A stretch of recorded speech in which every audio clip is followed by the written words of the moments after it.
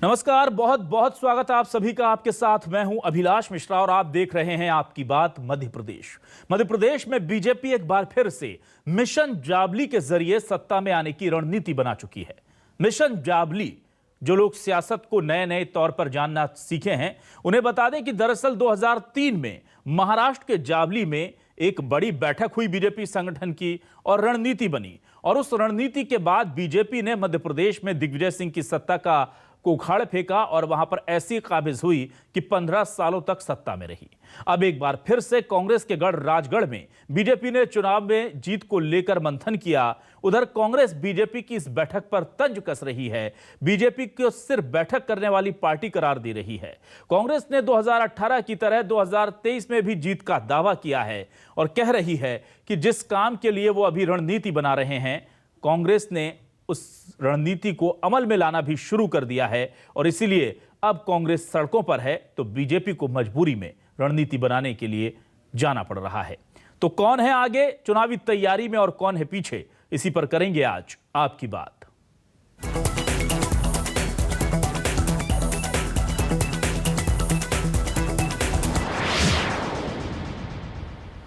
तो आइए सबसे पहले देखते हैं कि क्या कहा है प्रदेश अध्यक्ष बीजेपी के वीडी शर्मा ने, क्योंकि इस चुनाव में संगठन की पूरी जिम्मेदारी इन्हीं के कांधों पर है और रणनीति को किस तरह से अमल में लाया जाएगा ये सब कुछ डिपेंड करेगा वीडी शर्मा पर। सुनिए क्या कहा उन्होंने।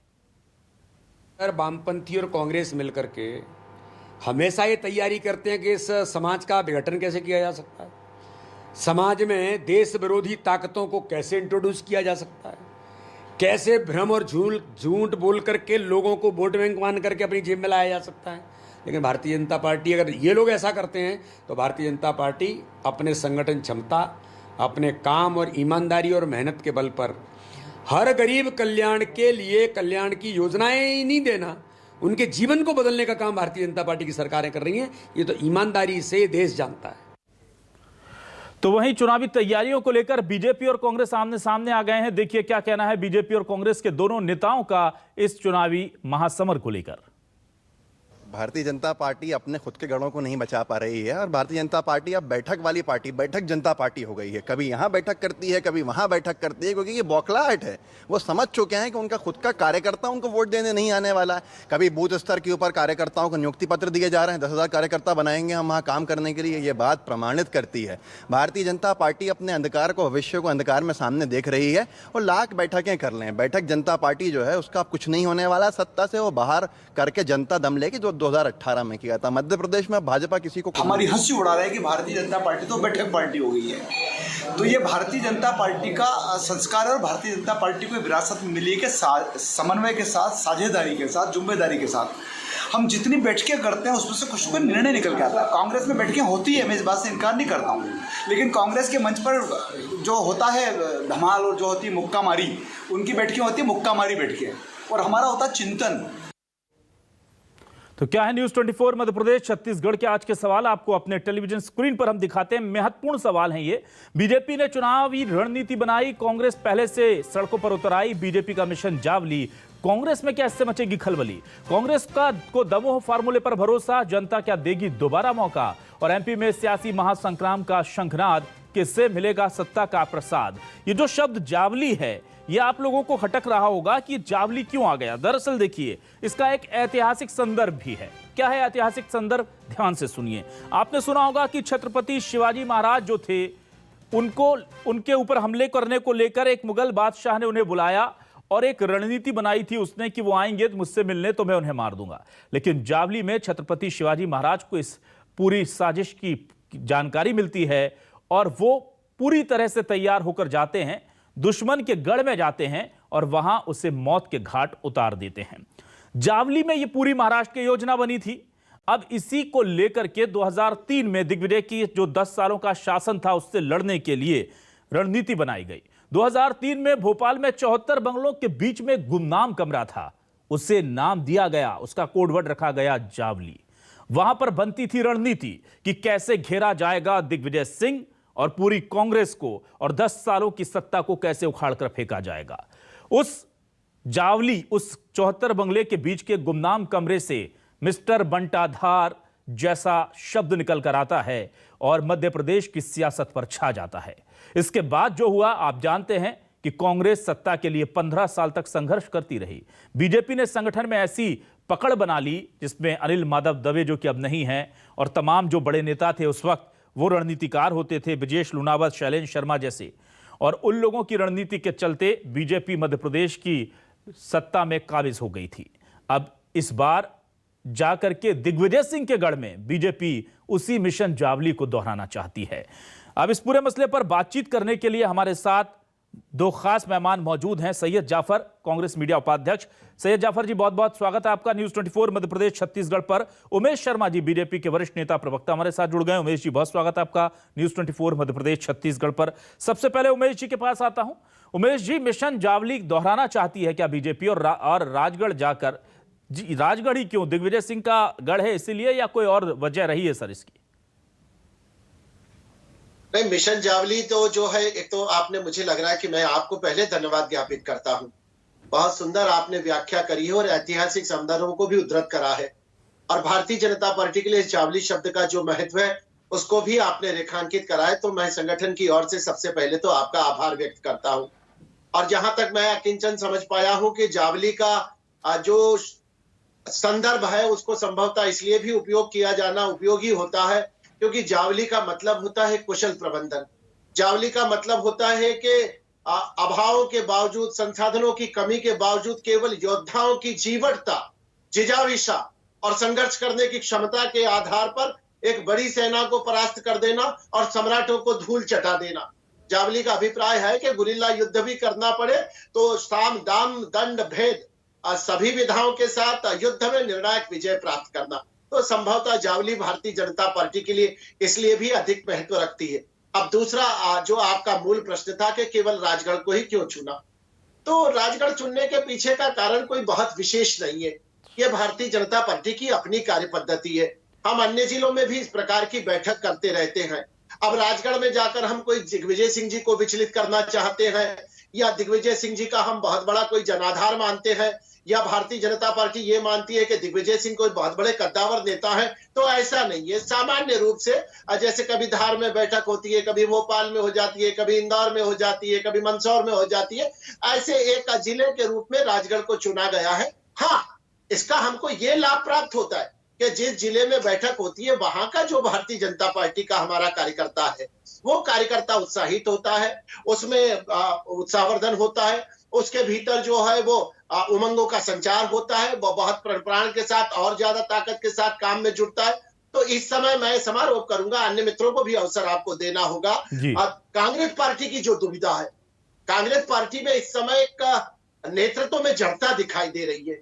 दो नेतृत्व के केंद्र बिंदु बन के बैठे हैं। माननीय कमलनाथ जी का जो नेतृत्व है वो थका हुआ नेतृत्व है, वो कार्यकर्ताओं में उत्साह का संचार नहीं कर पा रहा है। क्योंकि कमलनाथ जी का मैं उन कारणों में जाना नहीं चाहता हूं कि वे निरंतर प्रवास क्यों नहीं कर पाते हैं, लगातार वो जिलों में जाकर कार्यकर्ताओं से कांग्रेस के संवाद क्यों नहीं कर रहे हैं, और अभी तक वो चूंकि कांग्रेस में ब्लॉक की व्यवस्था होती है, हमारे यहाँ मंडल होता है, तो वहां तक क्यों नहीं जा पाए। तो उसके कारण रहे होंगे, वो जानते हैं, कांग्रेस के मित्र जानते हैं।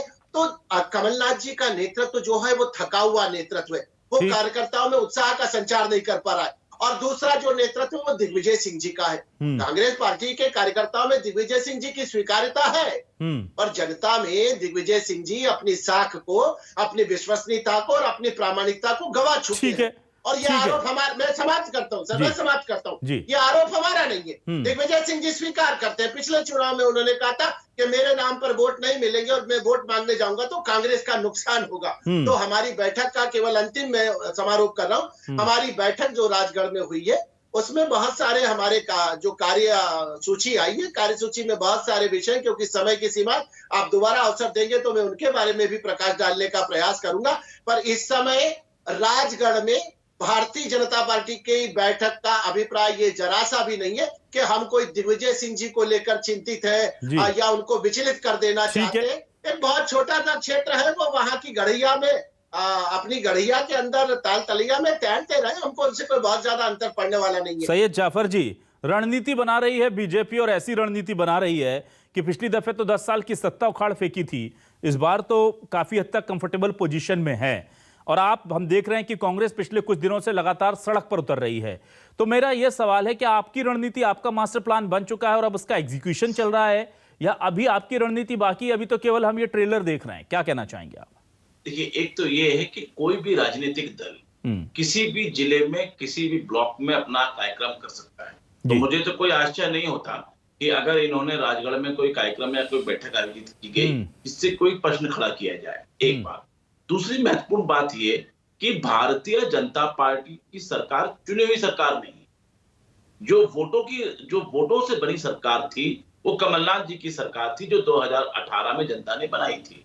इन्होंने तो खरीद कर और जनता को धोखा देकर 2018-19-20 में सरकार बनाई। और अब जो आप कह रहे हैं कि राजनीतिक तैयारी बैठकें कर रही हैं, देखिए आज भारतीय जनता पार्टी को चाहे केंद्र में हो चाहे प्रदेश में हो, इन्हें अपने संगठन को मजबूत करने से प्रथम इन्हें जनता को मजबूत करने का इनका दायित्व पहले बनता है। इन्होंने जिस प्रकार से जनता से वादा कर कर केंद्र में सरकार बनाई, जिस प्रकार इन्होंने भारतीय जनता पार्टी ने प्रदेश में खरीद कर सरकार बनाई, क्या कोरोना काल में भारतीय जनता पार्टी की सरकार सफल हुई? क्या आज डेंगू जिस प्रकार से पूरे मध्य प्रदेश में अपने पैर पसार रहा है और लगातार जिला अस्पतालों में मरीजों की संख्या बढ़ रही है, क्या सरकार उस पर ध्यान दे रही है? क्या जिस प्रकार से बेरोजगारी बढ़ रही है और जिस प्रकार से शिक्षक लोगों ने अपना एग्जाम दिया, पास किया, उन्हें नियुक्ति पत्र देने के बारे में चिंतन हो रहा है? जिस प्रकार से संविदा कर्मचारियों को नौकरी से लगातार निकाला जा रहा है, क्या उस पर चिंतन हो रहा है? क्या संविदा कर्मचारियों को नियमित करने के बारे में चिंतन हो रहा है?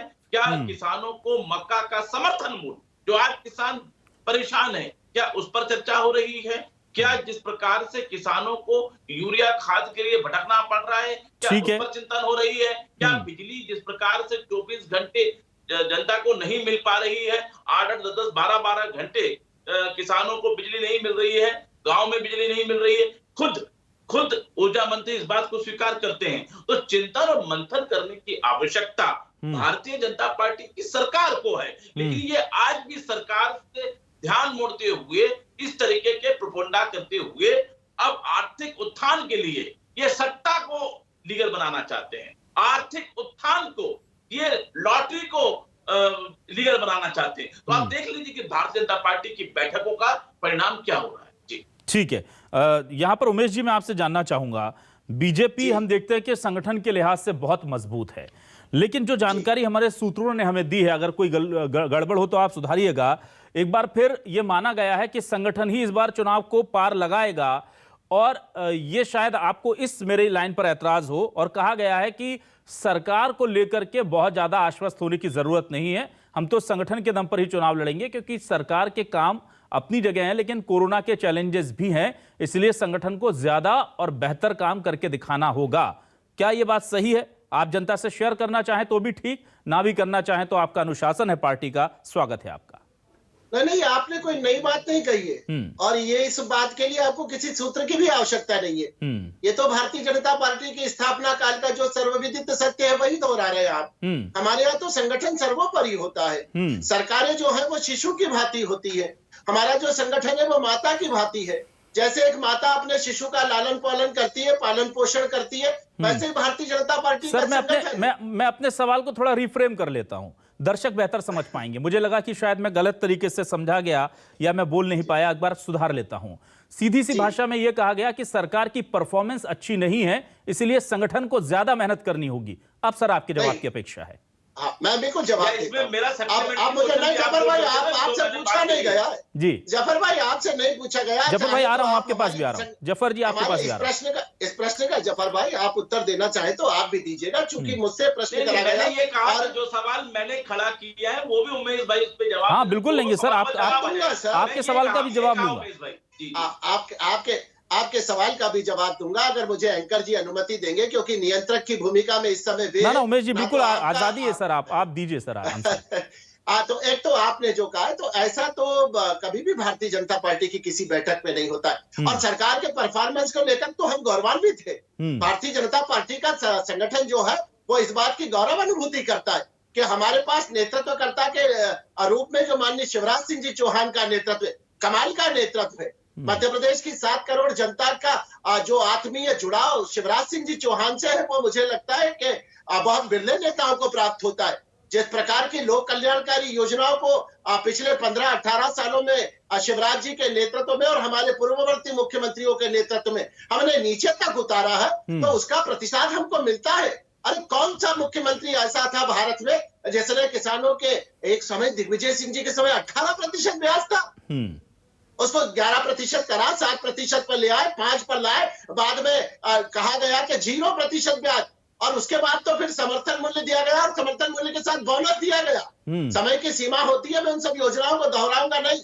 तो भारतीय जनता पार्टी का संगठन और विशेष करके मध्य प्रदेश का संगठन तो इस बात का घमंड करता है, हमको गौरव है कि हमारी जो सरकार मध्य प्रदेश में है वो, बाकी राज्यों की भी सरकारें अच्छी होंगी, पर हमको लगता है कि हमारा जो राज्य है और मुख्यमंत्री शिवराज सिंह जी चौहान की जो सरकार है वो बिरली सरकार है, एक अपराज्य योद्धा है हमारे, और हमको उन पर गौरव है।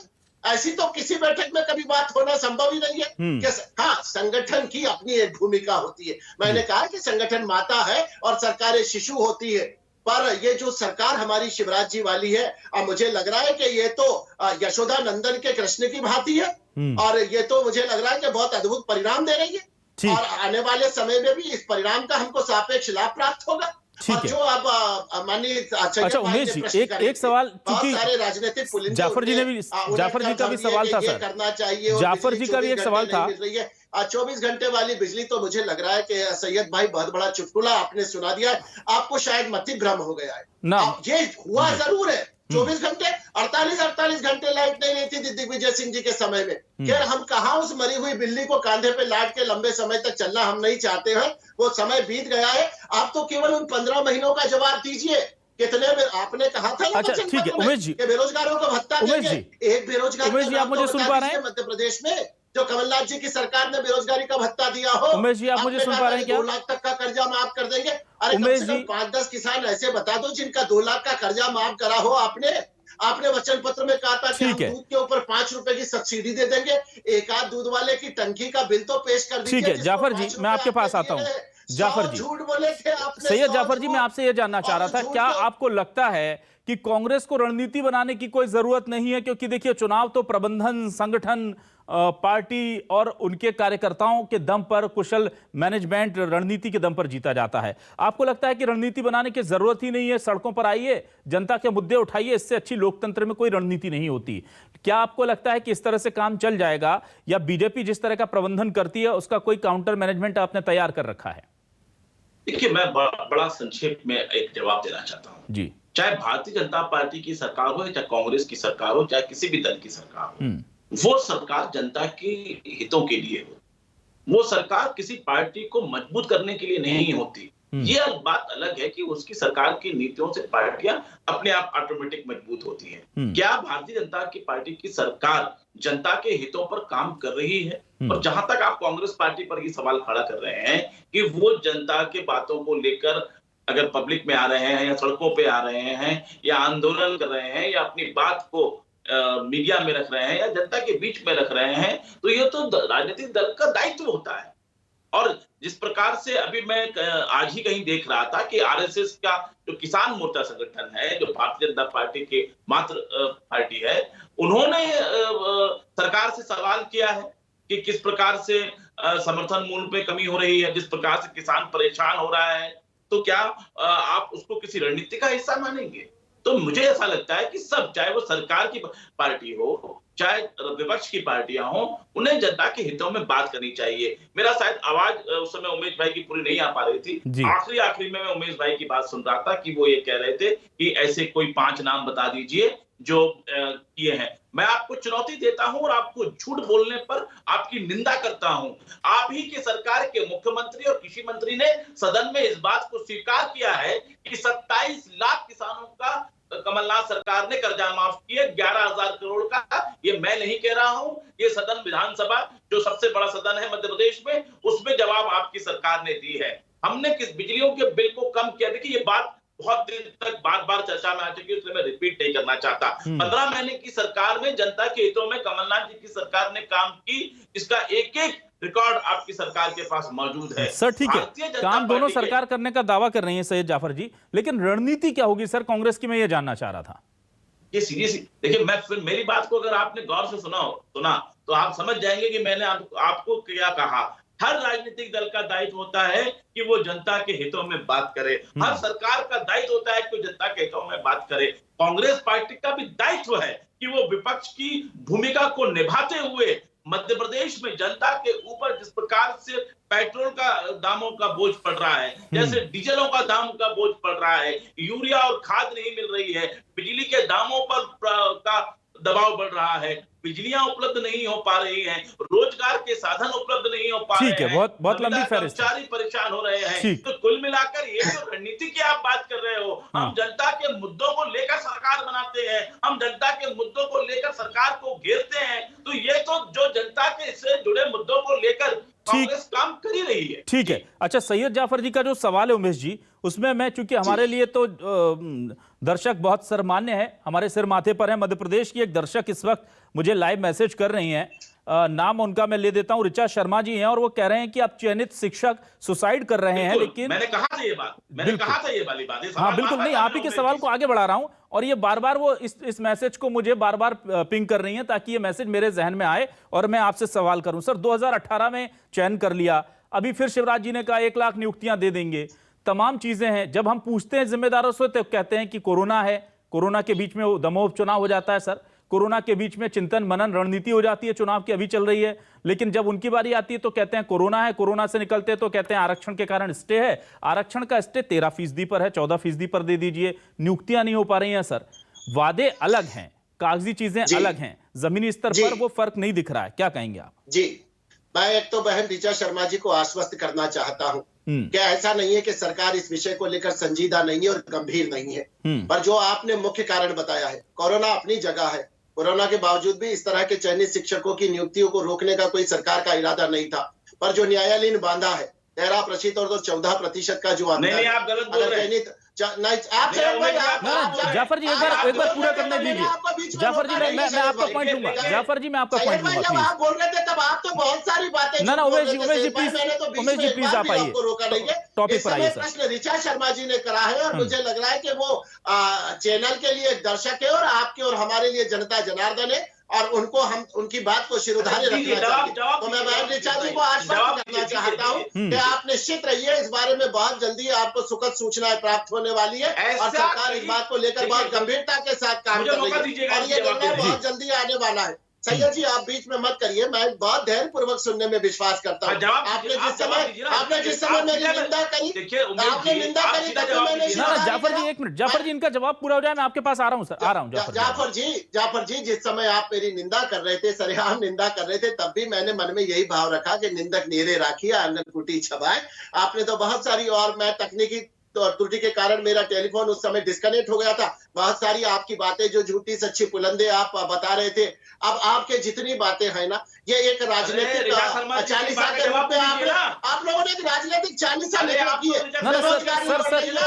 सर शिक्षकों की नियुक्ति को लेकर बिजली ने, ये इसमें आरोपों में दम नहीं है, आपके पास इसमें तथ्य नहीं है, अरे आप प्रामाणिकता के आधार पर बात नहीं करते हैं, आपके पास तर्क नहीं है, आपने एक राजनीतिक 40 साल रख लिए, आपका कोई भी नहीं जवाब।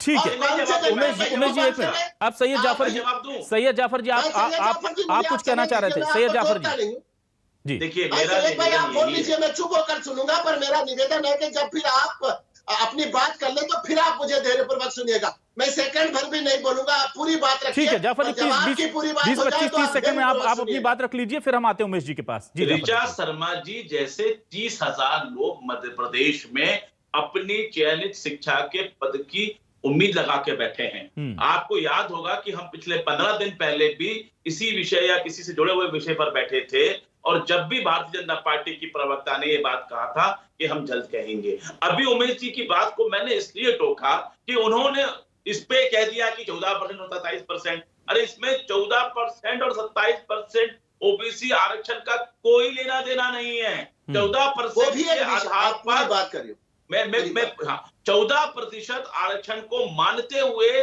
सरकार ने 13% को होल्ड करते हुए उस सूची को तैयार कर लिया। सूची तैयार कर जिलों में सत्यापित भी कर लिया कि जिन जिनको नौकरी देनी है उनके दस्तावेजों को जिला शिक्षा कार्यालय में सत्यापित कर लिया है। अब अंतिम जो निर्णय होना है वो वल्लभ भवन से इनकी नियुक्ति को पत्र को निकलना है। तो मैं अंत में हाथ जोड़ के भारतीय जनता पार्टी और कांग्रेस के राजनीतिक मुद्दे से हटकर उमेश जी से ये रचना शर्मा जी के सवाल को जोड़ते हुए आपसे 30,000 शिक्षकों का, चयनित शिक्षकों का ये सवाल पूछ रहा हूं कि आप कितने दिन में इन्हें नियुक्ति पत्र दे देंगे? ठीक है। और अगर कोई कमी या कोई त्रुटि या तकनीकी कमी है तो उसका भी आप हमें बता दीजिए कि इस तकनीकी कारण नहीं हो रहा है। जी ठीक है उमेश जी प्लीज। ठीक है सैयद भाई, मुझे अच्छा लगा इस बार आपने थोड़ा सा बात प्रभावी ढंग से रखी है और मैं आपको धन्यवाद देता हूं कि आपने काफी कुछ सत्य को स्वीकार करा। एक तो आपने ये स्वीकार करा कि सरकार ने सत्यापित कागजात बुलवा लिए। आपने ये बोला कि सारे दस्तावेज जो आवश्यक थे, जो अहर्ता के लिए जरूरी थे, वो सारे सरकार ने प्राप्त कर लिए हैं। आपने ये भी बोला कि ये जो निर्णय है ये अंतिम प्रक्रिया में पहुंच गया है। आपने ये भी स्वीकार करा कि अब अंतिम मोहर केवल वल्लभ भवन से लगना है। तो जब आपको सारा घटनाक्रम ज्ञात है कि आपकी सरकार के धराशायी होने का सबसे बड़ा कारण एक ये भी रहा था, आपके उस समय के नेता ने कहा था कि भाई इनको नियमितीकरण करा जाए या संविदा शिक्षकों के विषय आए थे। आपके मुख्यमंत्री ने कहा था कि सड़क पर उतर उमेश जी कब तक नियुक्ति हो पाएगी सर? समय कम है उमेश जी, समय कम है सर। वो आज का विषय नहीं है। पर बहन ऋचा शर्मा जी, मैं जो आप मुझसे जवाब मांग रही थी, अब आप देखिए कांग्रेस पार्टी के प्रवक्ता तक इस बात को स्वीकार कर रहे हैं कि भारतीय जनता पार्टी की सरकार ने बहुत कम समय में इन सारे उमेश जी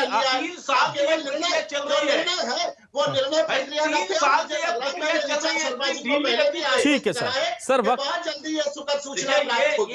ठीक है ना ये जो टाइमिंग ठीक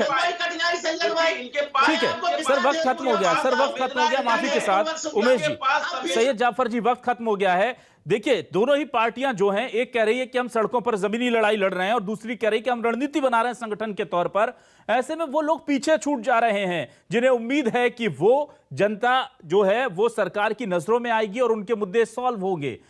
अब जाहिर सी बात है कि सीएम, संगठन, मंत्री, विधायक, सांसद जब चुनाव जीतने की रणनीति पर काम कर रहे होंगे तो फिर जो कुछ असल मुद्दे हैं वो पीछे छूट रहे होंगे। दमोह उपचुनाव करा लिया उसी कोरोना में, लेकिन नियुक्ति नहीं दी। फिर उसके बाद आरक्षण का मामला कहकर अटका दिया गया। अब उसको लेकर के स्थिति साफ है, पर आदेश नहीं आ रहा। सरकार कह रही है प्रक्रिया चल रही है, प्रक्रिया पूरी हो चुकी है, पता नहीं कब नियुक्ति मिलेगी। ये एक ट्रेलर मात्र है। मध्य प्रदेश में बहुत से मुद्दे हैं। बीजेपी की सरकार 15 सालों तक सत्ता में रही है और उसके बाद फिर से सत्ता में आई है, तो जाहिर सी बात है कि उसके ऊपर जिम्मेदारियों का बोझ बहुत है। और ऐसे में बीजेपी अब उन्हें किस तरह से पूरा करेगी, यह भी क्या उसके मंथन और चिंतन में शामिल है या सिर्फ चुनाव प्रबंधन तक ही सीमित है, यह भी वक्त बताएगा। कांग्रेस वहां कह रही है कि हमें तो कुछ करना ही नहीं है, ढेर सारे मुद्दे हैं, उन्हें लेकर सड़कों पर उतरना है, जनता के साथ खड़े दिखना है। मध्य प्रदेश की जनता किसके साथ होगी यह तो वक्त बताएगा, लेकिन फिलहाल चिंतन, मनन और आत्म अवलोकन का मौका केवल कांग्रेस और बीजेपी के पास है। वक्त कम है, जनता देख रही है कि कौन उनके साथ है। बहुत बहुत शुक्रिया आपका सैयद जाफर जी, उमेश शर्मा जी हमारे साथ जुड़ने के लिए और तमाम दर्शकों का भी इस डिबेट का हिस्सा बनने के लिए।